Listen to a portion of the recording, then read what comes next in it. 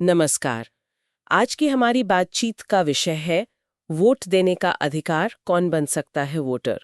हम समझने की कोशिश करेंगे कि भारत में वोटर लिस्ट यानी इलेक्टोरल रोल में नाम लिखवाने के लिए क्या जरूरी है, और इसमें एक खास बात पर ध्यान देंगे, सामान्य निवासी या ऑर्डिनरी रेजिडेंट होने का मतलब क्या होता है। बिल्कुल। ये समझना बहुत जरूरी है क्योंकि ये आप कह सकते हैं हमारे लोकतंत्र की नींव से जुड़ा है। हम्म। प्रतिनिधित्व का सवाल है। देखिए, संविधान का अनुच्छेद 324 चुनाव आयोग को ये जिम्मेदारी देता है कि वो सही मतदाता सूची तैयार करे और निष्पक्ष चुनाव करवाए। और अगर कानून की बात करें तो representation of the people act 1950। जी हाँ, उसी की धारा 19 कहती है कि 18 साल से ऊपर का कोई भी नागरिक जो दिमागी रूप से ठीक हो और किसी और कानून के तहत अयोग्य न हो, वोटर बन सकता है। जी, पर इसमें एक शर्त है। हाँ, शर्त यह कि वो उस चुनाव क्षेत्र का सामान्य निवासी हो। बिल्कुल। और यहीं पर ये सामान्य निवासी वाली बात अहम थोड़ी पेचीदा हो जाती है। तो ये सामान्य निवासी है कौन? मतलब क्या सिर्फ किसी जगह कुछ दिन रह लेना काफी है? नहीं नहीं, सिर्फ अस्थायी तौर पर कहीं होना काफी नहीं है।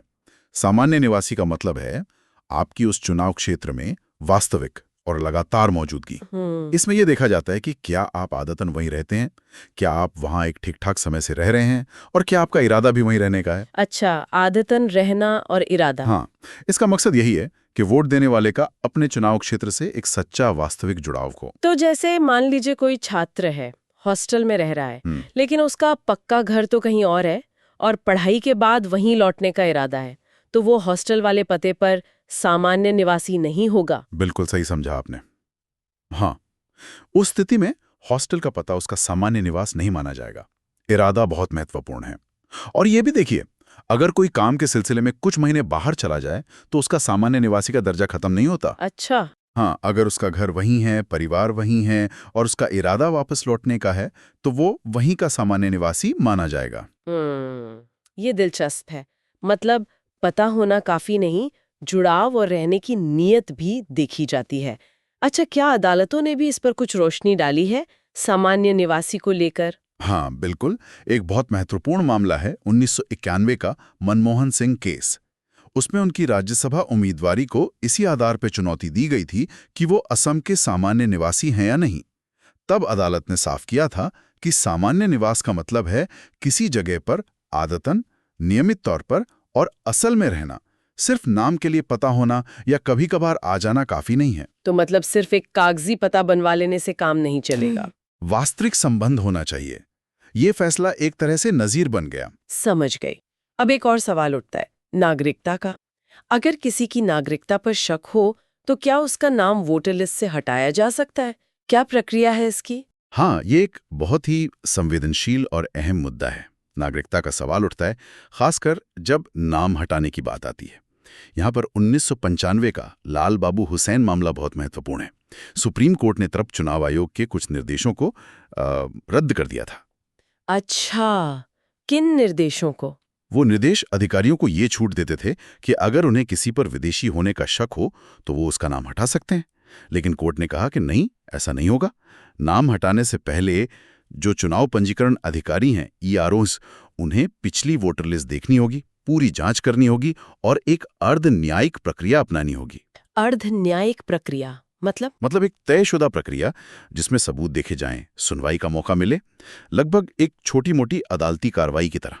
और सबसे बड़ी बात कोर्ट ने यह कही कि नागरिकता साबित करने का सारा बोझ सिर्फ उस व्यक्ति पर नहीं डाल सकते। ये तो बहुत जरूरी बात है।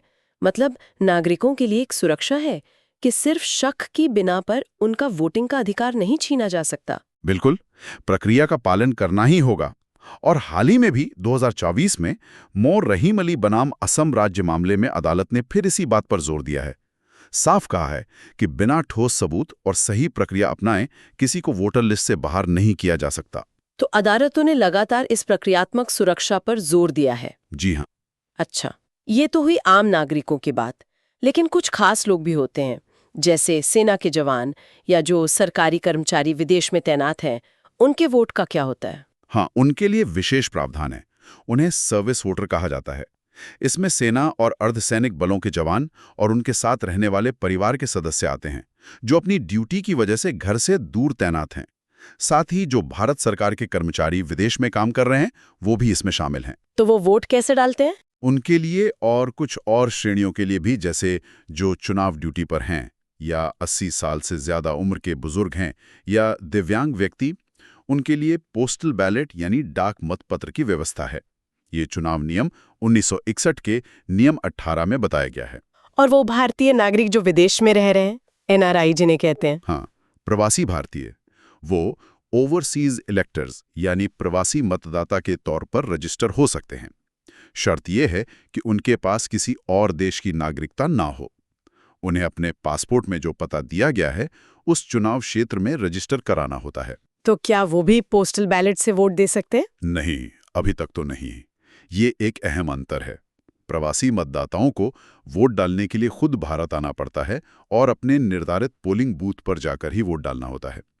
उनके लिए डाक या किसी और के जरिए वोट डालने की सुविधा फिलहाल नहीं है। अच्छा, ये जरूरी जानकारी है।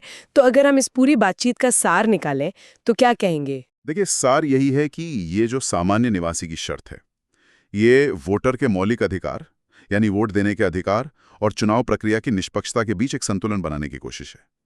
निष्पक्षता इस बात पर निर्भर करती है कि वोटर्स का अपने इलाके से वास्तविक चुनाव हो। तो ये शर्त पक्का करती है कि वोट का अधिकार उन्हीं को मिले जिनका उस क्षेत्र से एक सच्चा और लगातार रिश्ता है। और जैसा हमने देखा, अदालतों ने भी बार बार इस बात पे बल दिया है कि प्रक्रिया सही हो, जांच ठीक से हो, ताकि किसी का हक बेवजह मारा ना जाए। बिल्कुल। लोकतांत्रिक प्रक्रिया में लोगों का विश्वास बनाए रखने के लिए ये बहुत जरूरी है। जाते जाते एक विचार मन में आ रहा है। आजकल जैसे टेक्नोलॉजी बदल रही है, लोग काम के लिए या वैसे भी ज्यादा आ जा रहे हैं, तो क्या भविष्य में निवास और उपस्थिति की ये जो पारंपरिक परिभाषाएं हैं, इन पर सवाल उठ सकते हैं? खासकर जैसे प्रवासी वोटर हैं या जो लोग ज्यादातर डिजिटल दुनिया में ही रहते हैं। ये सोचने वाली बात है। बिल्कुल। भविष्य में शायद इन परिभाषाओं को दोबारा देखना पड़े। तकनीक और जीवन शैली के बदलावों का असर इस पर भी पड़ सकता है। बिल्कुल। चलिए, इसी विचार के साथ आज की बातचीत समाप्त करते हैं।